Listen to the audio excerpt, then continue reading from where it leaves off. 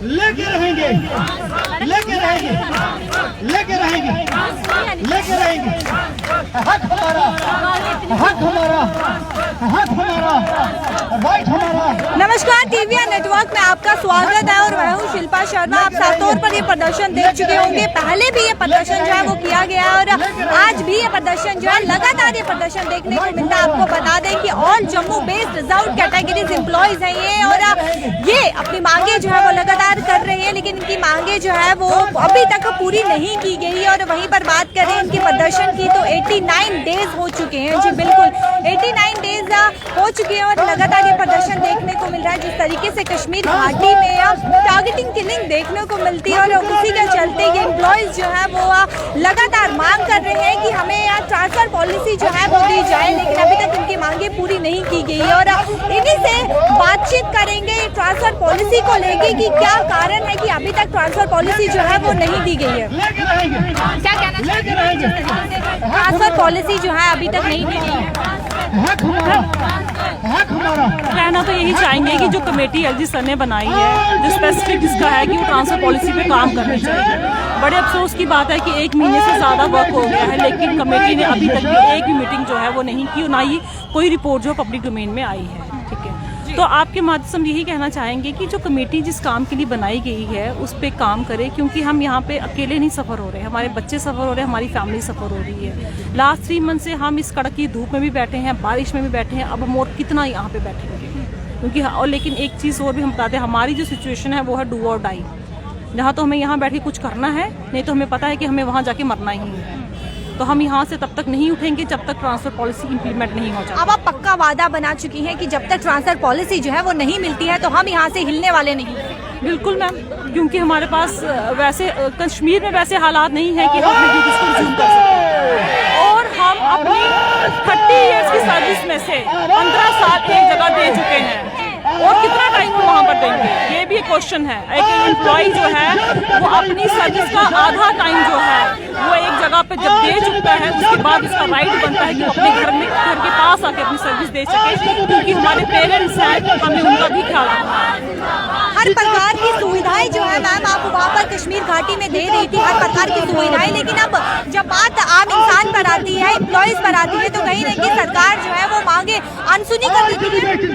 Ma'am actually अपना question दोबारा repeat करिए। मेरे बोलने का मतलब ये मैम कि हर प्रकार की सुविधाएं, एम्प्लॉयज की बात करें तो हर प्रकार की सुविधाएं जो है एम्प्लॉय देता है, टीचर देता है, या किसी भी प्रोफेशन की बात करें तो हर प्रकार की सुविधाएं देता है, लेकिन वहीं अगर बात करें एक आम इंसान की, एम्प्लॉय की, तो कहीं ना कहीं सरकार जो है उनकी मांगे अनसुनी।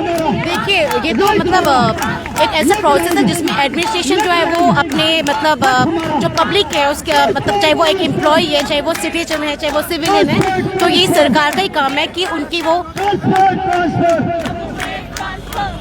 जी तो ये एडमिनिस्ट्रेशन को देखना है कि जो उनका एम्प्लॉय है, उनका जो सिविलियन है, वो जहाँ नौकरी कर रहा है वहाँ सेफ है कि नहीं सेफ है। तो मुझे लगता है कि गवर्नमेंट को मतलब जो ट्रांसफ़र पॉलिसी की कमेटी जो फ्रेम की गई है तो उस पर जल्द से जल्द काम होना चाहिए, इम्प्लीमेंट जल्दी होनी चाहिए ग्राउंड लेवल। वो पॉलिसी जो है पब्लिक डोमेन में जल्दी से जल्द आनी चाहिए, क्योंकि मैम इससे डायरेक्टली और इनडायरेक्टली जो है हम तो सफ़र कर ही रहे हैं, हमारी फैमिली, हमारे बच्चे जो वहाँ पढ़ते हैं 3 महीने से वो घर पर बैठे, वो हमसे ज़्यादा सफ़र कर रहे हैं।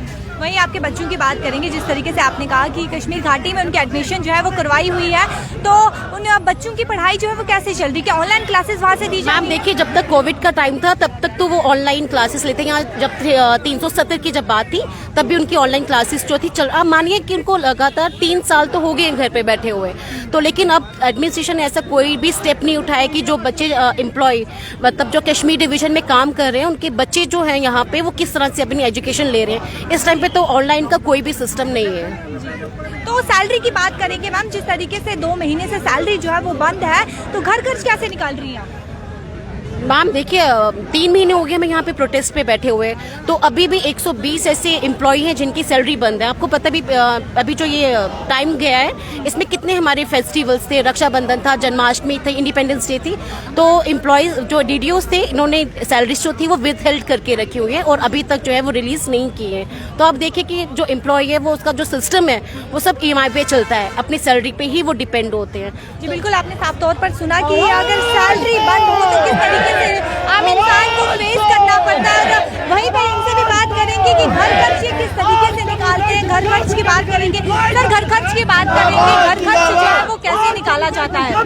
सैलरी 2 महीने से बंद है, सैलरी 2 महीने से बंद है, लेकिन कहीं ना कहीं आपका घर खर्च की बात करें या फिर कोई बुजुर्ग इंसान जो है वो बीमार हो जाता है और उस वक्त पर अगर पैसे ना हो तो फिर एक आम इंसान को कितनी परेशानियां जो है, कितनी परेशानियों से जूझना पड़ता है।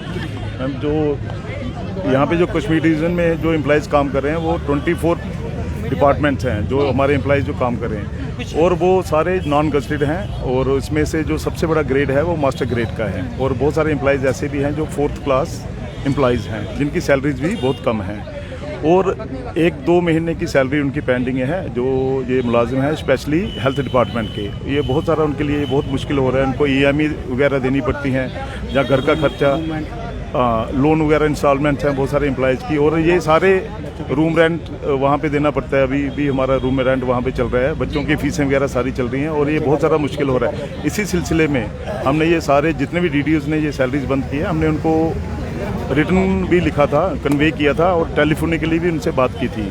और बहुत सारे DDOs ऐसा बोलते हैं कि उनको ये हायर अथॉरिटी जब तक उनको नहीं बोलेगी तब तक हम उनकी सैलरीज रिलीज़ नहीं करेंगे।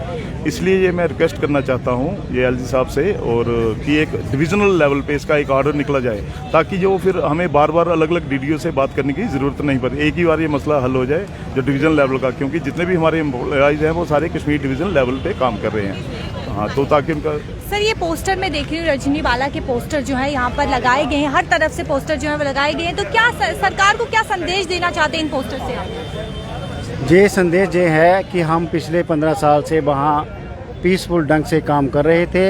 वहाँ का जो टारगेट किलिंग है जो है वो जो पशविंदर कौर और दीपक डोगरा से शुरू हुई थी, उसके बाद राहुल भट्ट की भी डेथ हुई, उसकी भी किलिंग हुई। हम लगातार काम कर रहे तब भी कर रहे थे, लेकिन जब हमारी बहन, वो भी हमारी भाई बहन है जिनकी पहले हुई थी, उसकी इसके बाद भी टारगेट किलिंग हुई है। जब इस तरह का माहौल वहाँ प्रेवलेंट हो गया, ज़्यादा हो गया, तो हम डर गए, क्योंकि एक टीचर मिलिटेंट के साथ नहीं लड़ सकता है, एक बैंक में काम कर्मचारी नहीं लड़ सकता है, एक कोई भी जो हमारे आंगनबाड़ी वर्कर हैं, सोशल वर्कर हैं, BLO हैं, वो गांव-गांव में जाके काम करते हैं, सेंसस बनाते हैं, मेडिकल की स्कीम को लागू करने के लिए काम करते हैं। तो हम ये कहना चाहते हैं कि ये सिक्योर फील नहीं कर रहे हैं LG साहब, इसलिए हम जहाँ बैठे हुए हैं, हम अपनी खुशी से नहीं बैठे हुए हैं, हम शहादत दे के बैठे हुए हैं। और साथ में ही जो हमारी इंटर डिस्ट्रिक्ट रिक्रूटमेंट जो थी, उसमें एक जो कमी थी जो आपने रिकग्नाइज की है कि इनकी भी ट्रांसफ़र होनी चाहिए, उसके लिए आपने एक कमेटी गठन की है, और हम ये चाहते हैं कि वो LG साहब उनको ये कहें कि जल्दी से जल्दी अपनी रिकमेंडेशन दें। और अगर ट्रांसफर पॉलिसी जो है वो नहीं मिलती है तो अगला स्टेप आपका क्या होगा? क्या आप कश्मीर घाटी जाएंगे या नहीं जाएंगे? नहीं, हम जब तक ट्रांसफ़र पॉलिसी हमें नहीं मिलेगी, एक भी मुलाजिम कश्मीर में नहीं जाएगा।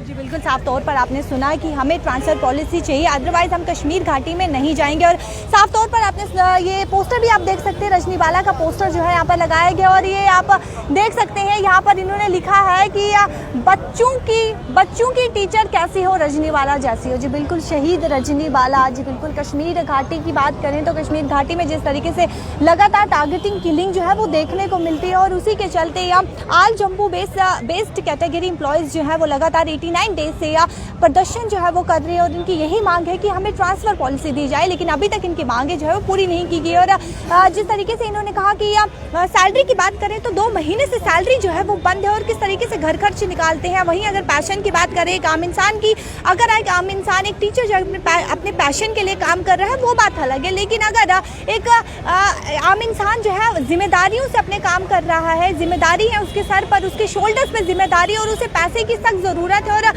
उसी के बीच अगर घर में कोई बुजुर्ग इंसान, उनके माता या पिता या किसी को भी आप रख लीजिए, फॉर एग्जांपल के लिए अगर कोई बीमार होता है तो उस वक्त अगर पैसा ना होगा तो उस आम इंसान को कितनी परेशानियों से जूझना पड़ सकता है, आप सोच ही सकते हैं। अपनी राय जो है वो कमेंट सेक्शन पर आप जरूर रखिएगा। देखते रहिए टीवी नेटवर्क। शिल्पा शर्मा के साथ न्यू अपडेट के साथ कैमरामैन राकेश।